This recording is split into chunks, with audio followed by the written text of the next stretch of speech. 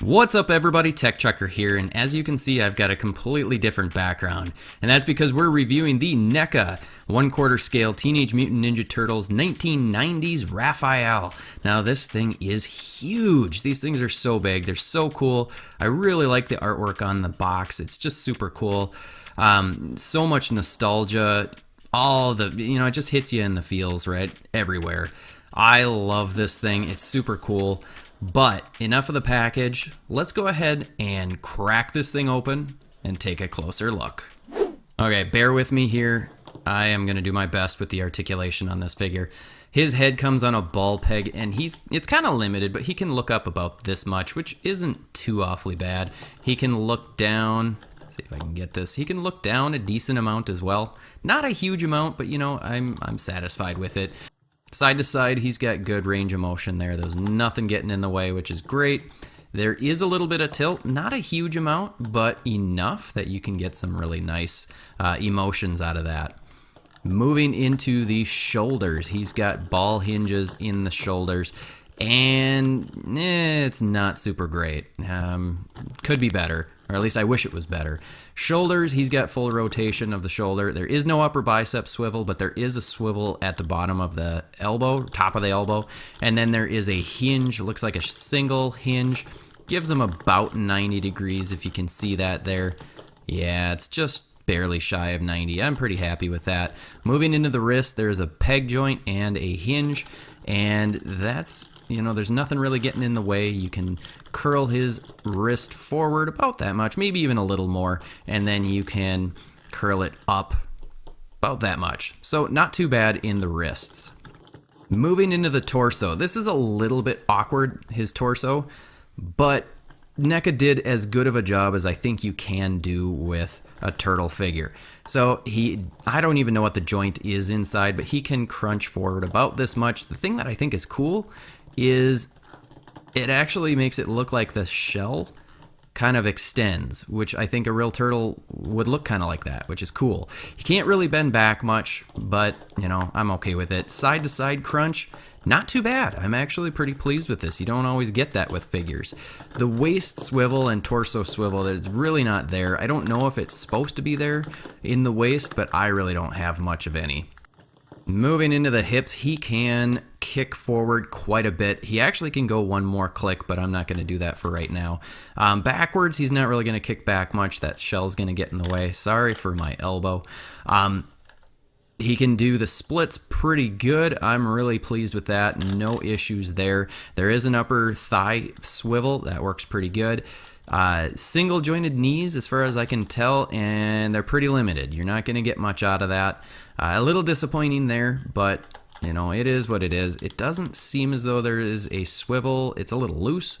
Moving into the ankle, he can move his ankle back about that far, not a huge amount, and forward about that much, so not too much. Ankle rocker is also pretty limited, but overall, I'm not really looking to get these figures into super dynamic poses. I really just want them in some basic poses so that they can stand together and look really cool, and this definitely gives us that. The sculpt and paint is really where Neca did a phenomenal job with these figures and why I have to get all of them. Just look at the eyes. They look nice and glossy. The paint with the little mole mark things just looks super, super good on this figure. And then the bandana, they really did a great job. This is kind of an elastic, I'm not thinking of the right word, but it's stretchy, which is really cool. It actually matches the color of the sculpted bandana. The teeth they painted, which is awesome. There's too many great details that I'll never be able to point them all out, but just look at the detail work. You can see the shell has some really cool battle damage and some nice dry brushing and some nice black wash. The belt actually looks like real leather, which is really, really cool. The elbow pads and the wrist straps actually look like they've got dirt. This piece is actually soft, so you can get a little bit extra range of motion. I like how they connected the side of the shell. It actually looks kind of like a real turtle. I just think they did a really great job. I love how they did all of this. They painted the toenails, and there's some nice grime in between. I just think that, Neca did a great job. It's a really, really good looking figure. The paint is solid. The sculpt is awesome. It's all on point. It looks so much like the movie. I just couldn't ask for too much more. Okay, so let's take a look and see how tall he is. He comes in at, and it's going to be hard for you to tell with the angle, but it's about 16 inches roughly, which is huge. Obviously, it's not going to scale with any of your 1/12 scale figures because it's a 1/4 scale, but let's take a look and see what Deadpool looks like alongside him, because I always do that. Look at that size comparison. I mean, that is an immense size comparison. I mean, it doesn't even compare. It's super cool. I just love how big these things are. Couldn't be more pleased. And last but not least is the accessories. Now, he doesn't come with an overabundance of accessories, but I think he comes with just the right amount. We can debate whether or not there should have been an alternate head or not. I don't know. It'd be cool, but not absolutely necessary. But he comes with several extra sets of hands. I believe he comes with a total of 8. And here we go. Look at the sculpt work on these hands. Just phenomenal. They did a great job with that kind of bumpy, scaly look. Just really, really cool to have all these extra hands. You can see these are somewhat open. Good for holding the slice of pizza that we'll talk about in just a moment. So that is 4 plus the 2 on there. And then he's got a pointing finger and another somewhat relaxed hand, which is, I love this. I love getting the extra hands. Yeah, there could be plenty of additional hands, maybe some fist hands. So he comes with 8 total hands. Let's pop one of these off. They are kind of hard to pull out just because of the size, but if you just twist it enough, it will pop off. These wrist pieces will come off potentially, and they really are sized to only go on one way, and it's going to be with the little knot on the inside. And just go ahead and pop that back in. Again, I apologize for my elbow in your face. And there you go. Those switch out really, really easily. Then he comes with his slice of pizza, which this looks really, really good.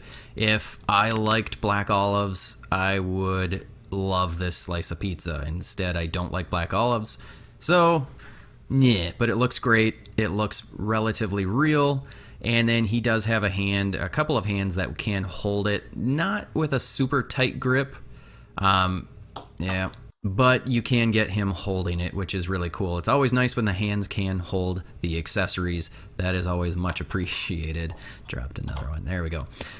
Okay, and he comes with his size, which obviously Raphael has to come with these. These are really, really well sculpted and nicely painted. There's not a huge amount to them, but it doesn't matter. They look really great. The sculpt is great. You can see the wrappings. Maybe a little bit more paint definition would have been nice, but you know what? I'm not going to complain too much. Let's get the camera set, and he can hold his size, and he has storage for them as well.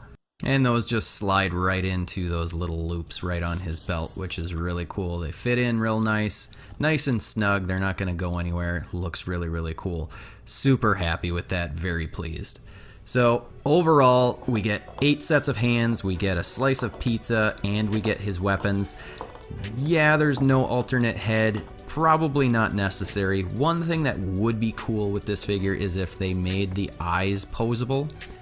That would be my main gripe, is to be able to have the eyes be posable so he can look in different directions.